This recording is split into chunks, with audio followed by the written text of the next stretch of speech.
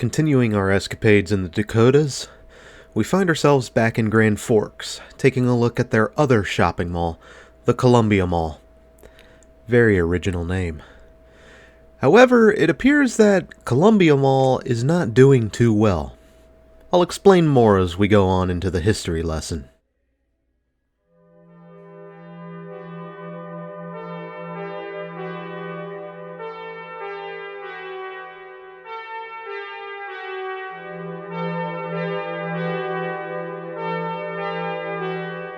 If we go back to the 70s, when this mall was in the plans, there was actually competition against two other companies that wanted to build their own malls. Apparently, Grand Forks was just so hot for some developers. Dayton-Hudson would ultimately get approval to build their Columbia Mall at the intersection of 32nd Avenue South and Columbia Road. But Edina, Minnesota-based Inland Construction wanted to build their own mall at Washington Street, which was dismissed, while Toronto-based Faber-Kelly Limited wanted to build at Demers Avenue and 42nd Street. Had their proposal been approved, it would have been called Marketplace West. The initial site for Marketplace West would eventually become the Alaris Arena and Convention Center today.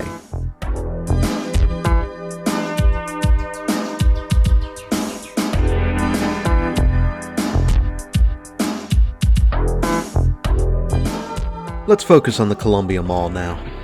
The mall would officially open at the beginning of August 1978, featuring 571,800 square feet of leasable space and an early marketing jingle, "Meet Me at Columbia Mall." You can find it on YouTube if you want to search for it. Original anchors would include Target, Dayton's, and JCPenney. Target and Dayton's were owned by the developer, hence their presence. And as the mall held its own, stealing the show from the Grand Cities Mall, Columbia Mall would receive a Sears in 2000.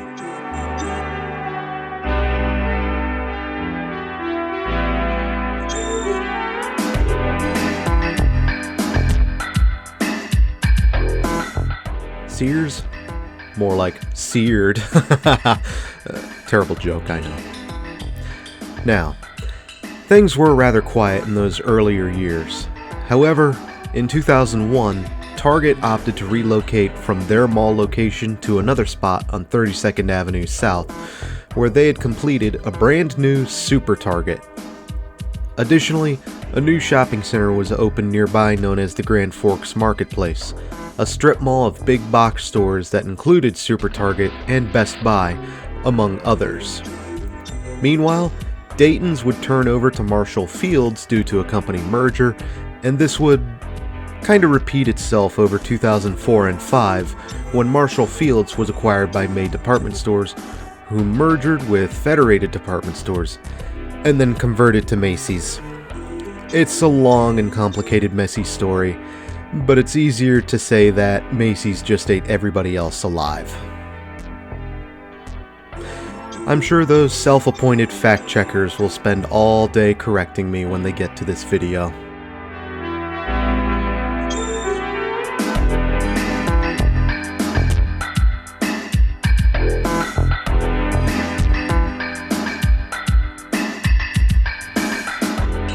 Now, that Scheels up ahead used to be the Target pad. More on that later.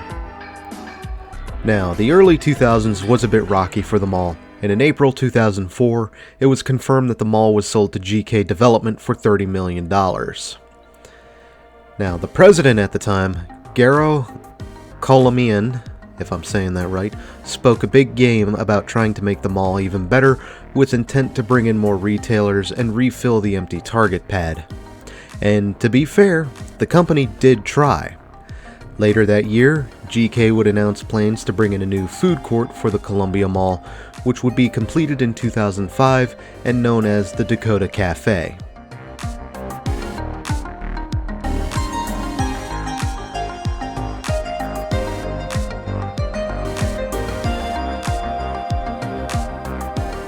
Now, it wouldn't be until 2014 when the Target pad, sitting vacant for a long time, would finally get filled in by a new tenant. And that tenant would be the aforementioned sporting goods company based out of Fargo, that goes by the name Scheels. Now, I didn't spend too much time looking inside of those stores when given the opportunity, but Scheels, it is a huge deal out here. And for those who have never been, the best way I can describe them is a sporting goods superstore, almost a hyperstore with the amount of merch they have. And on top of that, some locations have quite a few side things and activities, primarily for the kids. They only have a limited presence, but outside of opening hour, they get busy. And this would end up buying valuable time for the Columbia Mall, which was reportedly struggling by then.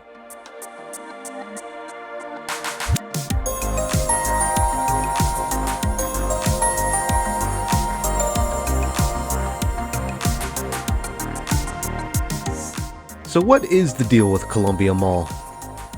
Well, the high that Scheels brought to Columbia Mall would dissipate, and in 2017, Macy's would close, followed by Sears in 2018. And just like that, the Columbia Mall was down 2 anchor stores, and while it's reported that potential future tenants have eyed the buildings, those spaces still remain vacant as of the making of this video. And while I was here in 2023, I found some real trouble brewing for this place. Corridors to JCPenney and the old Macy's are looking rather vacant, and the only places to eat here are a food court tenant known as West African Cuisine and a pretzel maker in the center court. Unless Scheels also offers something to eat, which I wouldn't doubt. The center court going to Scheels is the most lively part of the mall, and even that has some vacancy problems here and there. If the mall isn't dying, it's definitely struggling. As of the making of this video, GK Development still owns the mall, and they better do something if they intend to keep this mall open. Perhaps it's too late as shopping preferences shift towards convenient carside strip malls, and of course online rather than enclosed corridors, despite the brutal winters North Dakota receives.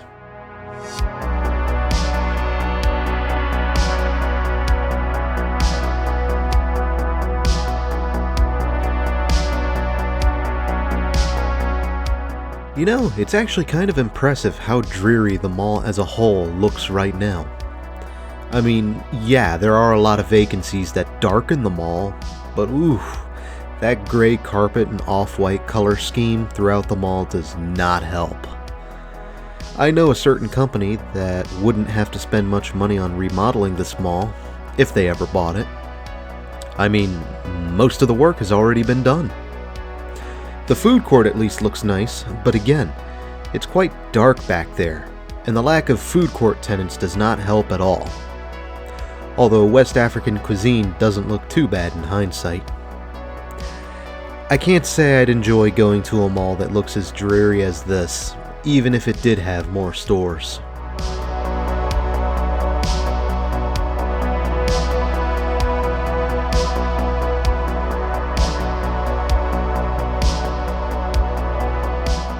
You do have to wonder what's going to happen with this mall, and if there's any recovery for this place. Now, looking at Grand Forks as a whole, it seems most of the bases are already covered on the main corridor, and Grand Cities Mall already serves as a sort of landing pad for smaller alternative businesses, for now at least. And I doubt there's going to be room for any offices or other conversions into a business center. Now, one thing that might work for the mall is entertainment and activities, and post-recording, it appears that a few businesses focused on that have already moved in. So it'll be interesting to see what comes of this mall over time. Though, as we head out, my simple goal of having some form of documentation on this mall has already been fulfilled, dated or otherwise.